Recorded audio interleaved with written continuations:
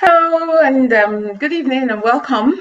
Yeah. So we're just doing the countdown there, but for some reason it seems to be taking forever. Yeah. So we're like, okay, let's just get on with this. It's slow motion. Yeah. So you're welcome to another episode of How to Get Married and Stay Married. And it's me, your hostess with the mostess, NK Maduforo. And I have my guest today, the Okhuoyas. Did I pronounce that right? Okhuoyas. It's okay. You know, so Hope and Bumi, we call him Hope. You know, so you're very welcome. And today we are taking the topic intentional companionship. And you'd be thinking, you know, when we go back to Genesis and we see when God created Adam and put him in the garden, and you know he was getting on with naming all the animals and stuff, and the Lord just looked and thought, oh, he's lonely, let me make a companion for him. So that's it. This marriage was set up on that. So why do we have to be intentional about companionship? Anyway, so hopefully Ambumi will tell us more. And look, let me tell you, this is an open, well, is it a secret? Open secret, I don't know. But they are the most intentional people that I know, honestly. In fact, so if you want to hear about being intentional, these are your go-to people. You know, look at how they're dressed. You know, About wearing white. Intentional. How much more intentional can you be? Not always dressed the same. So okay, so as usual, please whether you're joining me from Facebook or YouTube, remember to just like, comment, share, and most importantly, you can join in by sending in your questions as we go along, and I'll try to get to them. But remember to subscribe and then share with somebody. You never know, you might be saving a marriage. Thank you very much for joining us. So, intentional marriage. My award-winning intentional people, please. talk us through. But first of all, let's even start with, how long have you guys been married now? 15 years now. Oh, look, 15 years and all this laughter. There must be something. There must be something. Yeah. Hope you must be doing something right. The way she's just, laughing. I'm not tickling her. See my hands.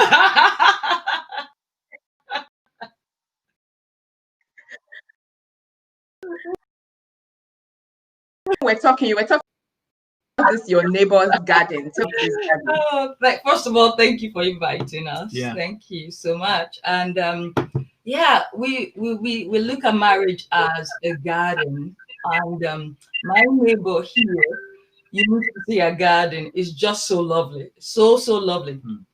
And she spends time, she buys tools, she applies treatment. Honestly, she plants hours on the garden. And I'm like, really? We just cut her like normal. but and that kept us thinking, marriage really is like a garden. You can leave it just like that. However, if you don't spend time, if you're not intentional about it, weeds will start growing. And after a while, your garden becomes so unattractive. And even you yourself, you don't even want to stand by the garden. You don't want people to associate you with the garden because of the way it looks. But my neighbor, everybody's passing by and like, oh, it looks attractive. But people forget the amount of time, the labor that gone in, the cultivating, and all the hard work she had put into it. So really, it got us thinking, you need to be intentional about marriage. You can't just say, yeah, well, it will just be fine. God is there to help us. The Holy Spirit is there to help us. But we still believe that there is a place for us to take within this whole institution of being intentional and also enjoying the best that God has for us, really. One thing we always ask ourselves is, are we really enjoying our marriage to the fullest of what God has for us? So, yeah, we believe that, yes, you have to be intentional. You can't just say it will happen, then sit back and say it will happen. Yeah. So that's how we say it. Yeah. Yeah. Cool. Yeah. So, I was just thinking about something. So, God actually didn't want the man to be alone. Yeah. But you hear people actually complaining of being lonely in the marriage. Yeah, God didn't want man to be alone, and then you have a wife or a husband, and then you're still lonely. So, Hopi, can you talk or touch more on this and why that would be a problem for people? I think that's the thing, it's a good point you raised. You can be in the midst of a crowd and be lonely. And it's because you've not connected. So I think there's something about connection. That woman pressed through the crowd and connected with Jesus. Jesus and the lady were both on the same frequency. They had there was a frequency of faith, and there was and they connected, even through the crowd. And I think in many marriages you start off the marriage, and then after a while the frequencies start to go out of tune. One is on this frequency, the other person is on the other frequency, and then you can't connect. A radio station works that way. The receiver and the transmitter must be on the same frequency. So it's a good point you raised. Why is it that people start up connected? Because marriage is about connection. and then end up at the end in the marriage, but they're not connected. It's a very serious issue, and it's rampant in many marriages today. Why? The thing about it is, and bringing it to intention, these things tend not to happen immediately. It's gradual, and it's over a period of time. You don't just sleep and wake up and it's there. No, and the person is no longer there. No, it's sort of gradual, and that's why we need to be intentional about keeping that frequency and that relationship and that communication going. And it starts from the beginning, because sometimes you look at that guy or that girl and you love the person and all that kind of stuff. When you get married, you're like, that fire sort of dwindles. We need to be intentional about it, and I've had to come to that point to say, what I was looking at before I got married, I can create that vision again. I can recreate that vision and put it in front of me, and make it exciting again. Because if you don't, you will drift. You would drift, and the weeds will grow. Coming back to the garden. It's a very good point you raised, and it happens like you see it in the Bible many times in the Bible. Jesus is trying to talk to the disciples. He say, "How long do I have to be with you?" He's with them, but he's like complaining, "You're not on my frequency. You're not really with me." And we're actually reading a book together. And that book is really helpful, and it's telling us that to be able to communicate, if someone is high and someone is low, there's compromises that has to be done. You need to find some compromise.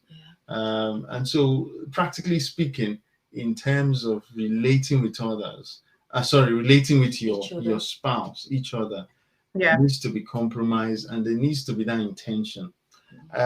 Over the last, just before I stop talking, I'm talking too much. Over the last period, we're reading the book together, and it's about love and marriage. And I really wanted, when I started reading. What's the title? Love Dare. The Love Dare book. The Love Dare. Oh yeah, I know that book. Yeah. Have you read it? Ish. No. Because it's the one from the movie, yeah. Yes, the movie. And there's like a daily. Yes, I remember. There's a daily activity. There's a daily activity. And that really, really brings it down for me, because when I was doing the book and I told my other friends that we're doing it together, I said, this is not for you, it's for me. I want to be intentional about this thing. And so, and I read it and I say, okay, I want to put that thing in practice. And I have to put it in practice. And sometimes the way I put it in practice is very funny. And it creates that spark, which is good. Like, for instance, an example is like, I don't call her honey or sugar, sweetie. You don't call her honey? No. So the first day I called her. So after I read the book, it says, call her something new. It has a nickname for me, which is different. So it's like baby mixed with boomy. So it's booby B. So it's booby. So the first day I called me sugar, I was like, really? So after I read the book, I had to be intentional. You're like, are you looking for sugar from the... Exactly. Because it's like, it's not a name that you would normally call me. Yes. I was like, what? Like, I'm being intentional now, baby. I'm being intentional. Yeah. Oh, cool. And it's a good point you raised. So I think this thing starts gradually. It starts gradually. So we need to be aware that the devil brings these seeds in and these weeds come in, and we need to arrest it from the roots. That is just, in fact, you've just, you've touched on so many things, and then maybe I want Bumi to pick on from there. So, like, you get married, and when does this frequency, the Hope talks about, when does it start turning off? What do you think? What are some of the factors that make couples start losing it over time? How do you something that is just coming to my mind was I attended like a session for youth that were thinking about marriage, and one of the questions they asked me was, is there something you would have loved to know before getting married? So they were asking the panel, and I was part of the panel. Yeah. So is there something really that we would have loved to know before getting married? So I took my time to actually think about it at that time. That was a few years ago. And really, one thing I would have loved to know before getting married that nobody really explained to me is the depth you need to go to keep the vision alive. The depth. And, you know, it took me a while to think about that because marriage is in seasons. And, you know, we've got 3 boys and their age 12, 10, and 8.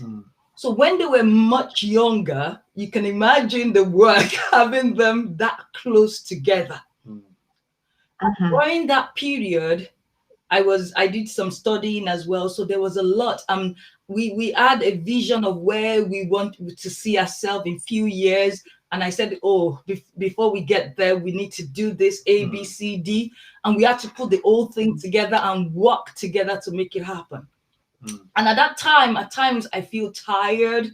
And there were times that Hope were really, Hope is really busy. It will be out of the house. And so it was a lot to take in. And at times you're like, I can't do this again. So it's the depth you need to go. You need to be intentional and say, I need to keep this vision alive. How quickly does the fire goes? It depends on how, I don't want to say 1 year or 2 years or 3 years because marriages are different. You need to keep the spark going. If you're intentional about it, years after, the spark might still be there. But I emphasize that it's not every day you will feel, oh, I love you. I love you. I love you. It's not every day you will feel that way, but you have to tell yourself, I choose to love him. I choose to love him. So there are times that you will be like, oh, but there are times that you won't, and you'll be like so angry, and you'll be like, so at that time you have told yourself, I'm choosing to love him. So that's the depth I'm talking about. That's the depth that it's beyond just superficial. One thing that I wish I knew before getting married, but I had to learn that over the years, if that makes sense. I had to learn over the years. So it's difficult to say when does the fire start burning up. It depends on what your foundation of the marriage is, how intentional you've been through the journey. Some people within 1 month of getting married, it's all gone. So you have to recreate it. Some people, it's over 2 years. Some people, it's within a year. Some people, it's 5 years. Everybody is different, but I believe we just need to say, where am I in my marriage right now? And just rekindle it again and keep the fire burning again. So that's just one thing I've learned. That was one thing I felt was not properly explained to me before I got married. The depth, the sacrifices, the intentional actions you need to take in order to keep the vision alive. Thank you. When you were speaking, for some reason I was just thinking about jollof rice.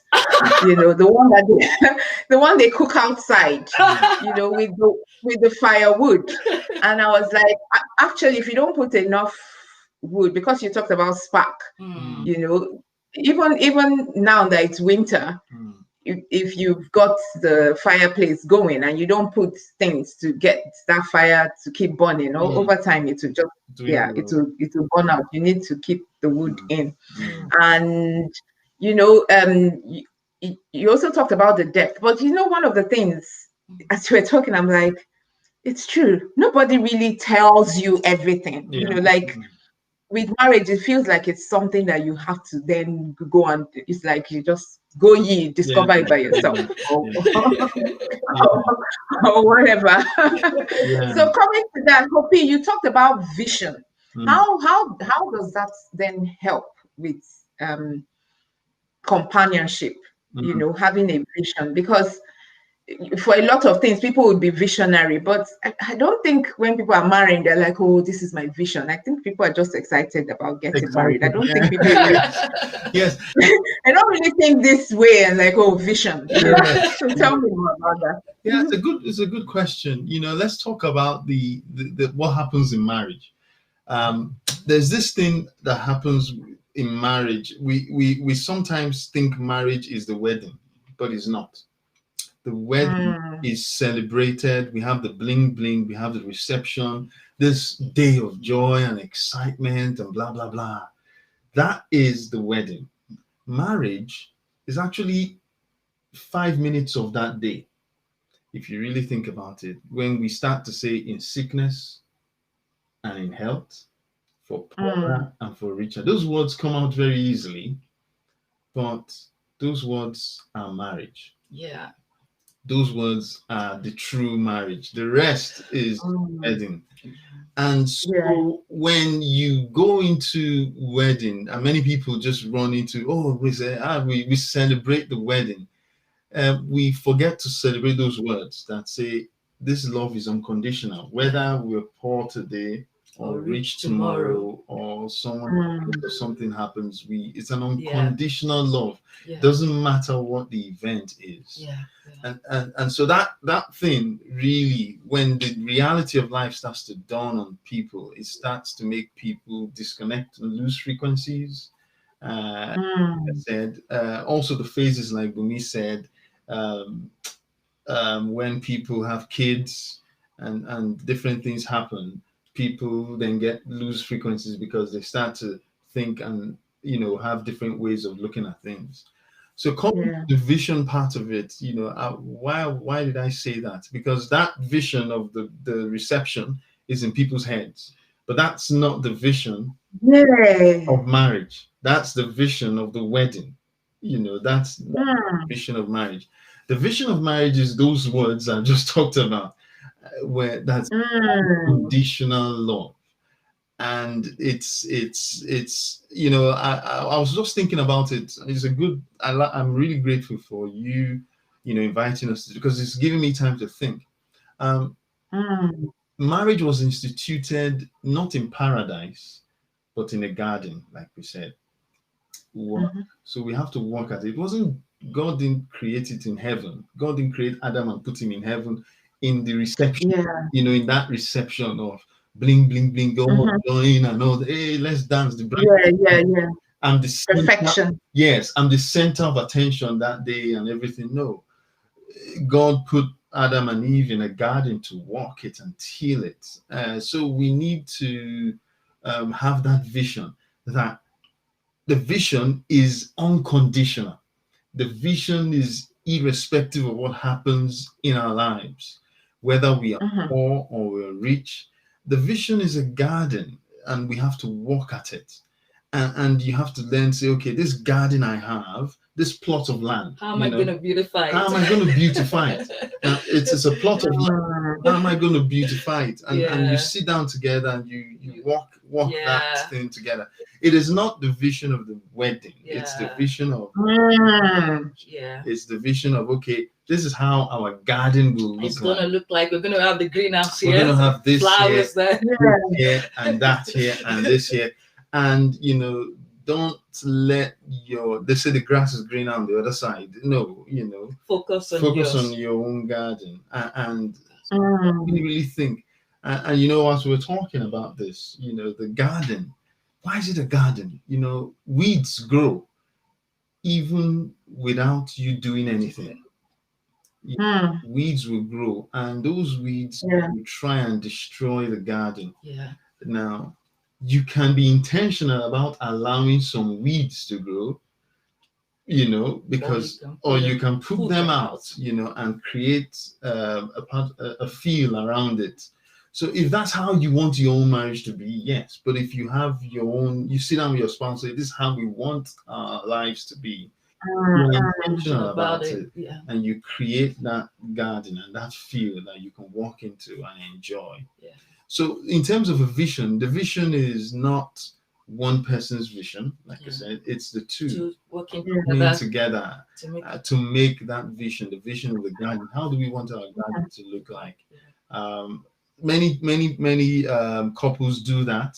They sit down and look at it and say, okay, we want to have kids here. That's your garden. If you want to have kids after 2 years, you want to have 5 kids. That's you building your garden. You want to have a PhD, you want to travel abroad, you want to do this. You're building your garden together, and it's unique to you. And so you need to keep those visions alive, because when you get to that destination, you remember when you were both young and said, "Oh, this is how we wanted it to be." It's coming out good. And those those are the visions that keep you together, because if it's a connected vision, it drives both of you. But if it's a singular vision, one person is going, it's connected. The other person is. So it's all about, first of all, coming together and writing that vision, drawing how your garden will look like, and being intentional about it. And just quickly add to that, when you say I do, many a times we don't really know what we're saying I do to. So I do about it. So it's something that we need to ponder on that day, wedding day. You just say I do quickly, but really, do you know what you're saying I do to? You know. I do to all of this package that you're seeing right now in your marriage. You say I do to So what are you going to do about it? No, it's just amazing. Thank you so much. Because it feels like we spend so much time planning all the little details of the wedding, and actually we don't then have that. Because the wedding is very external, people are going to see it, and these days of social media, you want to have the perfect dress, the perfect whatever, and then when you go in and they close the door, then the real deal starts. In fact, what just came to my mind as you spoke now, it's what's happening behind closed doors. That's really what matters, and that's what God sees. What is happening behind closed doors. And at times we forget that. We kind of like see people, then you start arguing, then you get into the house, you're like, oh boy, It's true. I would prefer that you are arguing, in behind closed door, and outside you're not arguing, because that's hypocrisy, really. And God, of course, behind closed doors, who are you? Behind closed doors. That's just amazing. So, as we're talking, there's a lot of together. So, once the children come, it's beyond, it's now beyond the two people. Yes. So this is where our intentional companionship starts coming in. So how do you have that protected time as a couple? How do you create protected time as a couple? Oh, that's a very good question. Really, I can start, then Hope can chip in as well. Really, recently, we've actually been very, very intentional about this. And we would say the lockdown has really worked for us, to be sincere with you. Hallelujah. It has given us the opportunity to actually take some time to evaluate where we are with the kids as a family and with each other, getting to know each other better. Because of the lockdown, I can work at home as well, and Hope has been working from home as well. So even times whereby I'm like, oh, I don't want to do this. There are times whereby I tell myself I need to create the time. So what we do is every month we'll send a date to each other. Do you know, we get so busy at work, and I get so busy that even if I text Hope, he won't see it. So we have to email each other. So we email each other. Oh, wow. We see, because we see our email so quickly. So he wants to get to me, he knows he needs to email me, and that's vice versa. So we email each other, and we're like, oh, I've looked through my diary. Can you take today off, or take not today, as in take so 2 weeks time off?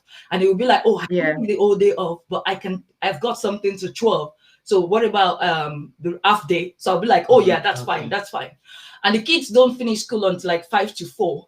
So it takes half day. I work from home finish half day as well, and we just maximize the 2-3 hours really that we need to spend together. And we go out, we spend just the two of us. We talk together, we hold hands, we laugh, we eat together. So yeah, and the truth is we have to protect the time, because people will put meetings, people will phone you, people will do various things at that point in time, and you're like, no. So you have to be really intentional. People are calling and you're like, no, this is our time together. Social media, they aside, this is our time together. People at work, they even know, like, Bumi is gonna be off on Friday. So that we can just have, so it's a lot of, honestly, it's not so easy. Even last night I had to come because today was one of the days that we took off and have some time, and so we had to really guard it. It's not going to be easy. I would say it's not going to be easy, but when you begin to see the benefit of it, then it encourages you to create that time to be together. And when the kids were younger, we couldn't afford to go out like this, because at that point in time, so many things were going on. So what we would do is cuddle up together on a sofa, watch a program, or watch a season, or a movie together. That's what we could do at that time. But so as everything changes, evaluate things. How do we keep the spark going? What do we need to do better? But you need to be intentional, plan it, and then maximize the time. Don't use the time to fight. Don't use the time. Maybe you shouldn't postpone your fight and keep it to that time. Like, fight as you go, As in, you need to kind of like just protect it and say, this is our time together and we're going to maximize it. And honestly, it's made an amazing difference to us. Oh, cool. So, Hopi, maybe you can help with this one. So, Bumi ended by saying it's made an amazing difference. So, what are the benefits of this protected time to companionship or to the marriage? What's this difference it's making? You know? Because actually, when you're married, you're in the same house now. Why do we have to bother with all this protected? It's a very good question you raised. You know, and let me pick from what you just said. You said you were married in the same house. You know, you can be in the same house and not connected. You know, you can just be there together, and actually you're in the same house, not in the same home. Maybe I those words. I remember a message that came that, you know, Jesus can be in your home but not involved, you know, because he just promised to be with you, but you've not really invited him. Anyway, so coming back to, we can be together but not really connected. So we found out that, okay, during the lockdowns, you know, there was a lot of stress and everybody was going through stress. I was going through a lot of stress trying to homeschool the kids. What was going on, I was like, okay, you know what, I just need to stop and take some time out and just say, okay, now Daniel, I take all the kids, Daniel, Joe, man, we're going out for a ride or something, we just go for a walk. I had to go away from my wife too and say, okay, you know what, we're going out for a walk and all that. So some of the benefits is, you know, practical benefits is we talk and I can understand what she's going through. She's a talker. You know? Are we sure here? She would like to talk and express what she has just gone through, and I need to listen. You know, but I was not having the time to listen. So now that I'm able to listen, she's so much better. She's more of herself. And she's okay. You've been able to, you know, offload whatever is in my mind. Yes. Without getting distracted. You know? So and because she's done, she's ready for any other thing that happens in the night or whatever, you know. because this is the connection. Strategy, bro. But what I'm getting at is, because the connection isn't there. Because we get that connection during the day to spend the time. The connection is there at night, is there the next day. You know, the connection is there. Everybody has to sacrifice and say, okay, I need to stop now and just listen. And actually, I don't really do anything because that whole time was stressful in the NHS. I just listen. and just listen. And really, I struggle with it sometimes. The phone is going on, and she say, "Oh, you're not listening to me." I put the phone out and say, "Sorry, I'm listening." I want to just listen. Yeah. And we need to be able to do that sometimes, that we keep the distractions out and just focus on one another. So there's benefits. I've seen a lot of benefits. I know more people at her work now. Yeah. I can mention one or two names. But this is because true. they are spending time to listen to me. Listen to me. It's not it's the consistency. It's not how long it is. Before, I used to wait for the day. We take a whole day out and we will spend the whole day together, or maybe have a 1 week break or 2 weeks vacation. It's not even supposed to be a one-time thing. It's the consistency. And keeping that consistency going keeps the spark going, if that makes sense. Rather than saying we will just do 2 weeks of vacation, and through the rest of the year you're not doing anything together again. It's the and I feel that the Holy Spirit reminded me one time. I used to wait for that time that he will have a whole day for me, or that time that he will take a week off.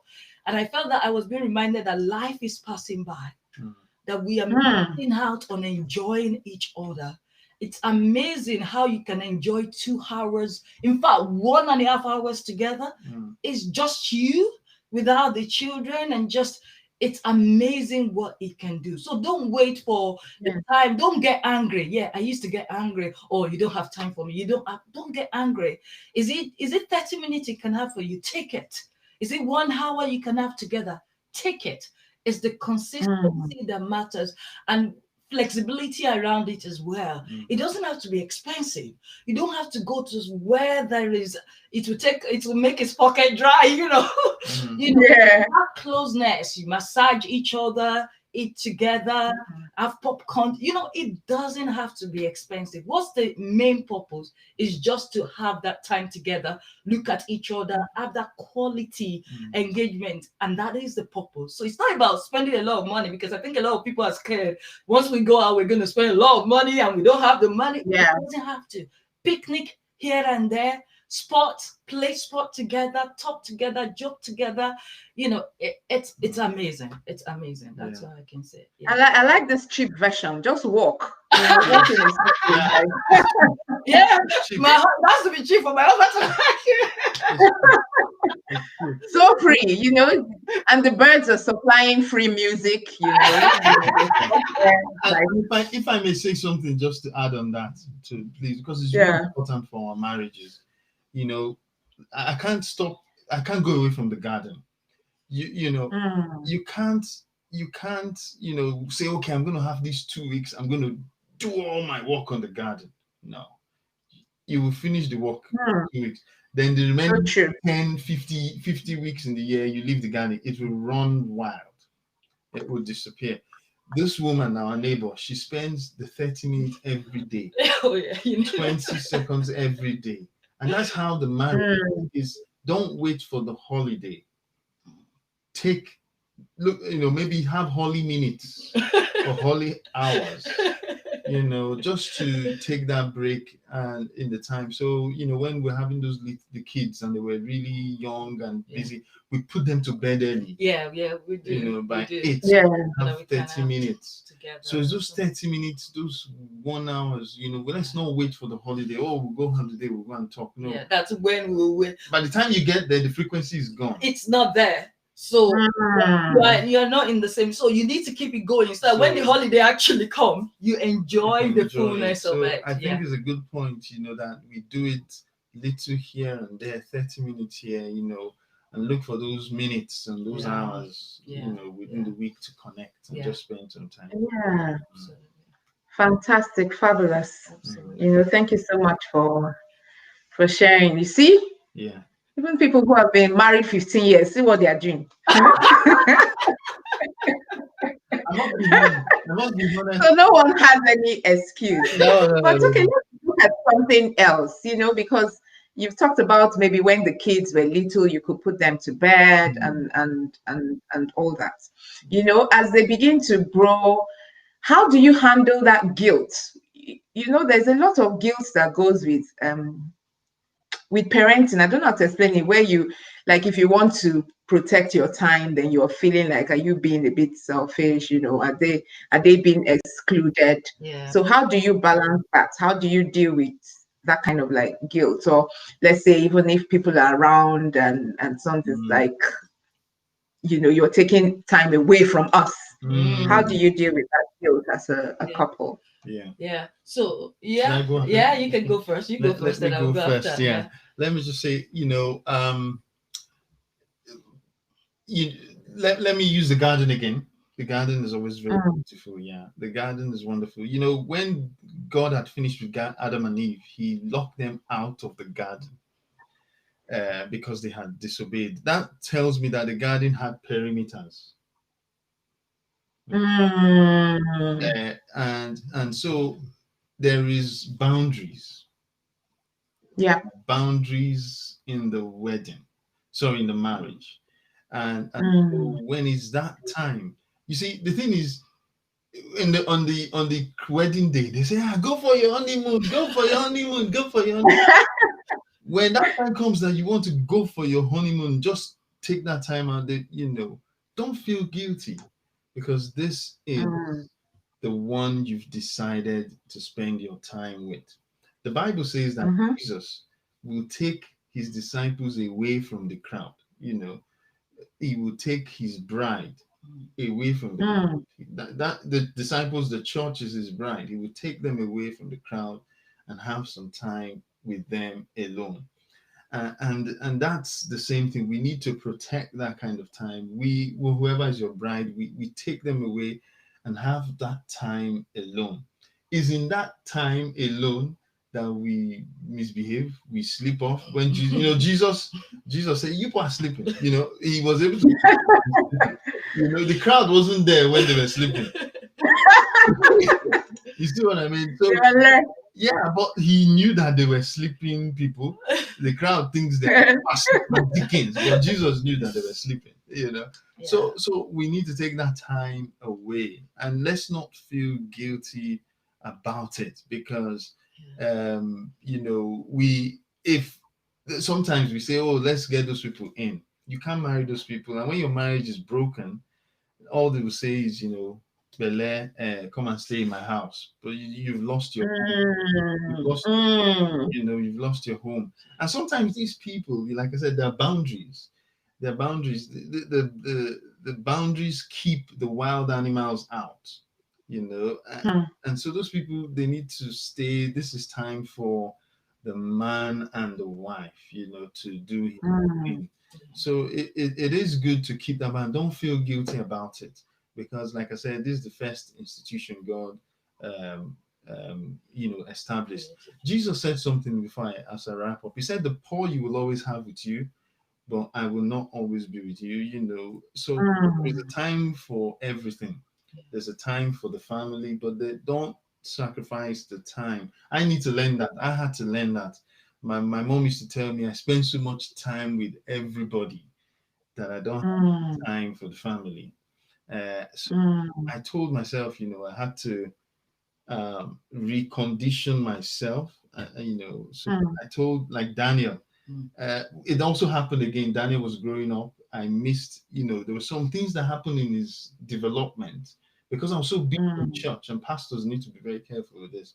You're so busy with church that I missed Ministry. with ministry, exactly, that I missed some parts of his life. I was like, wow.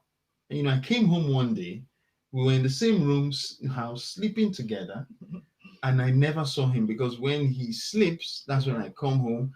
I leave before he's woken up, and for Yeah. 5 days I never saw Daniel. And I think he had Those lost were his the teeth. times. Those were the times I was saying that it was like really a lot happening. Yes, Yeah. and Mm, I had to tell myself, no, I've missed these things, and the thing that you keep with you when you leave the earth is your memories. You don't keep any other thing. mm, Yeah. You don't keep any other thing. You don't keep, the Yeah. BMW or the Jeep.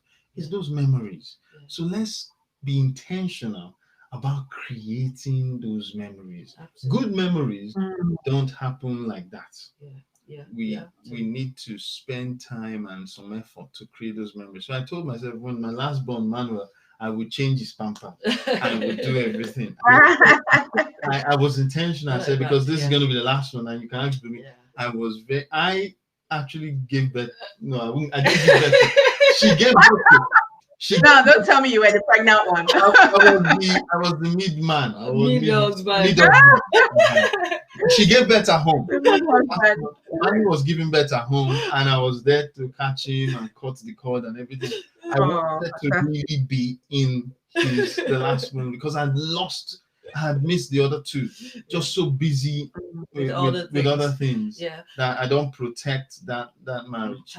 So it's good for us to protect it and not feel guilty, because when the child is complaining in the future that daddy was never there, that guilt is worse.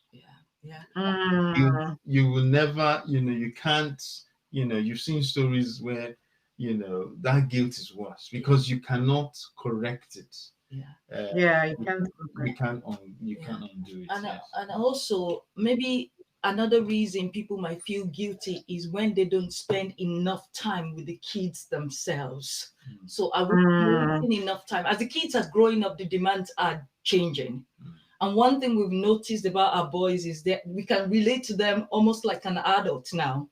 And for me personally, I had to come off my comfort zone in order to spend that time with them. And one of the things they love doing is riding. I don't know how to ride bicycle.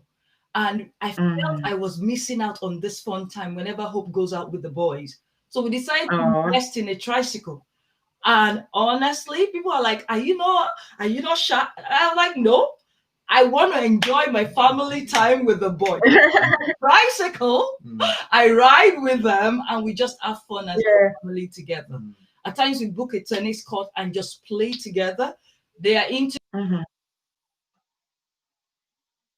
games like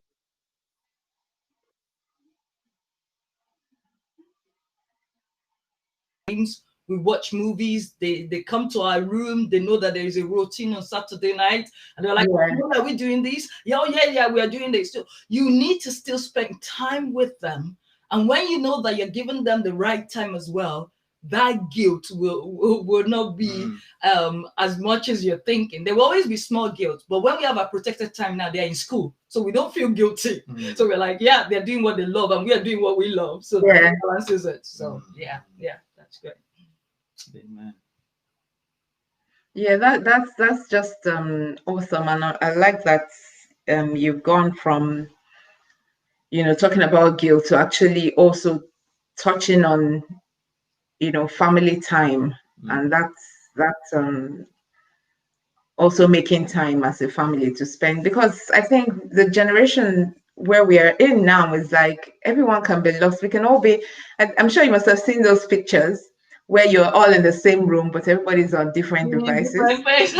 What we do is that at times it happens like that. Manuel is doing something else, Daniel, Joel, and it is okay for everybody to have interest in other things. But what we say is everybody in an hour or in an hour and a half, we're all coming together and watch a movie. So they know that they've just got an hour. So they do their thing, but then we still all come together. So they know, because at times it's just what they love doing. There are some movies I love to watch that Hope doesn't want to watch. So I'm like, okay, watch my movie. So everybody, you do your thing. And in fact, I hear myself saying it now, because I would say, everybody do your thing. We are all coming together. And now we popcorn and we watch a movie. So I can hear myself saying it as well.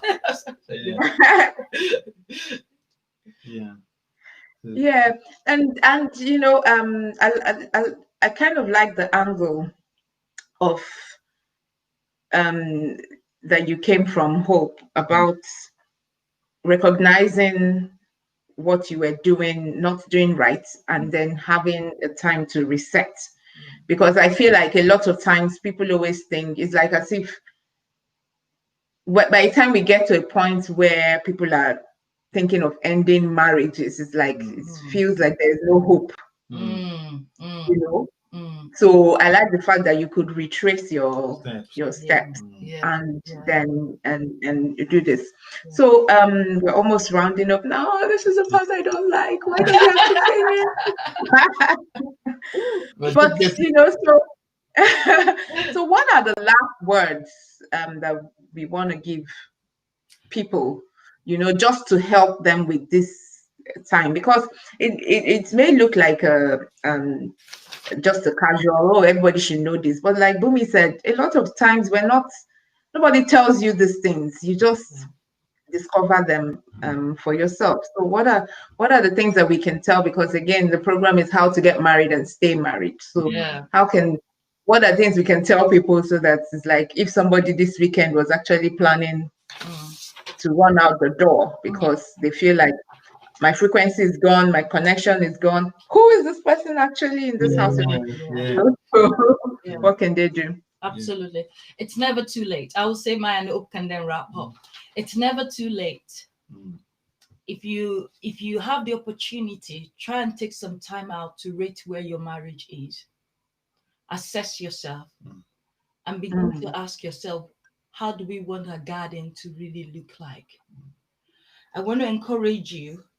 These things are not massive changes, subtle changes here and there. Through the help of the Holy Spirit, will make a lot of difference.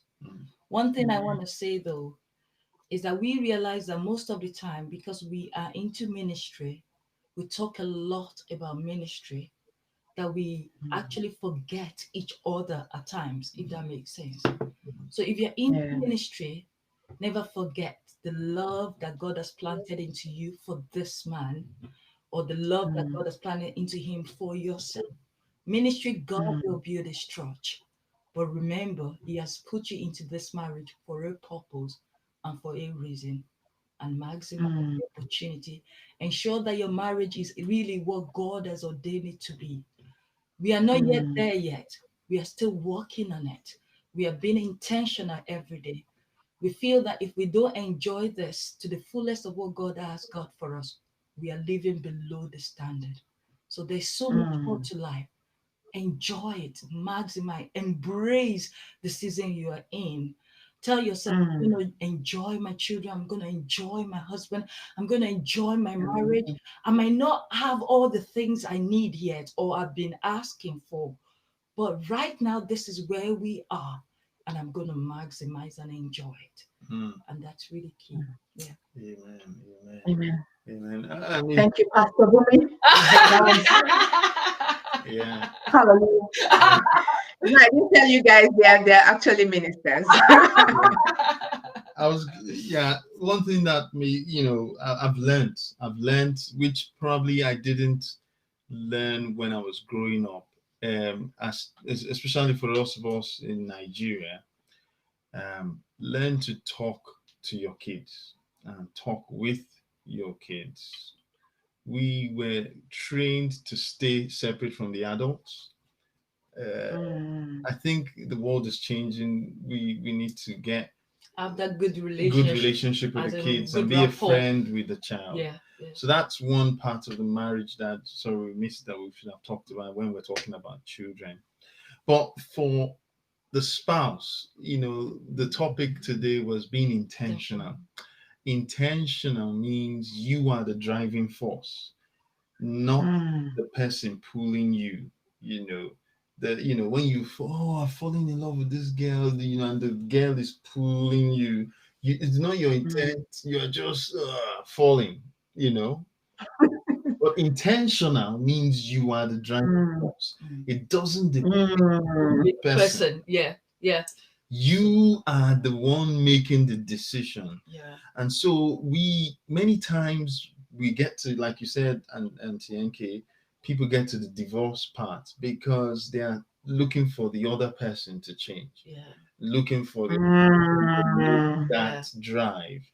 But if we change it the other way, I will be the change. Let me be intentional about this. Yeah. Let it be me. Let me suffer. It's like, and that's the way God loves us. God loves us without us. Yeah. Regardless. He says, while you were yet sinners, I died for you. I was intentional about this whole relationship. I went through everything, whether you decided or not. And that's the way we should So when people go to the, end up getting divorced many times because, they're trying to work with the other person and other things. But if we can just say, you know what, I'm going to. I am the force here. Yeah. I am going to be intentional about I will start this. the subtle change. I would let me change. Let me do the work. Yeah. I'm intentional. I'm the driving force in this. And then, watch God work. You never kick God out of it. This garden that we talk about, that's marriage, was Adam, Eve, and God. Yeah. And so let's always make sure that is there. There's always going to be the snake and the serpent coming in to talk and suggest. Is always there. The serpent is always there trying to suggest things. Yeah. But we need to be like the second Adam that says, it is written, it is written, it is written, and keep the devil out. So I really love the topic. It says intent. It starts from within, it starts from with us. And love is not conditional with the other person. So we are the one that make the decision to say, I'm going to love that person. I'm going to, regardless of what happens. And then once you've crossed that bridge and you've established your frequency, it's good to spend time together, not in big chunks, small chunks, and create a vision of marriage. Not wedding, but marriage, and create your own vision for how your garden will be. And it will be unique. It will be the way you want it. And that's my sort of last words. Yeah. When the kids grow up, it's the two of you that will remain. So remember, spend that time. So that when the kids grow away, you then don't start quarreling and then separate from each other. So keep that fire. So that you still enjoy that period throughout all the way. Yeah. Oh, you guys, thank you so much. That was so good. That was so good. It's like, oh wow, where is Mr. Oh yeah, all right. I feel like everyone is just going to go find their Mr. and their Mrs. to thank you for sort out all this. And one point I want to make really is just adding to what you both said is, ultimately, marriage ends here on earth. There's not going to be any marriage in heaven. So, guys, this is a place to just do it. This is the place to enjoy it. When we get to heaven, it's just all going to be different. So don't postpone what you need to do for some future. No, this is the future. Start now. The future is now, yeah? So everything you need to do, you put it now, not tomorrow, not today. Right. So thank you all for joining in, whether Facebook or YouTube. Thank you for your presence, and we really, really, really, really appreciate you. So I do get questions from people, so sometimes some of the episodes are done based on questions that people have put in. So please feel free to contact me, nkmaduforo@gmail.com. You can just send a message, and I'm also happy to talk. If there are things you're going through and you're wondering what to do, you can talk, and also point you to people, maybe counselors, for you to talk further to. Like this amazing couple before me. I'm sure that they're also there. They're happy to talk you through. I told you that they are one of the most intentional people that I know. So you guys should actually have an intentional university. They're just amazing. So thank you very much. It's Friday, so I'm sure you must be. Yeah, you must have something that you guys want to get up to this evening. So, or the weekend. So just make sure you enjoy, and we shall be back next week. So don't forget to subscribe, turn on your notification bell, and then share. Please share with somebody. You might just be saving a marriage. So we'll see you next week by God's grace. Thank you. Bye. And good night. Thank you. Bye.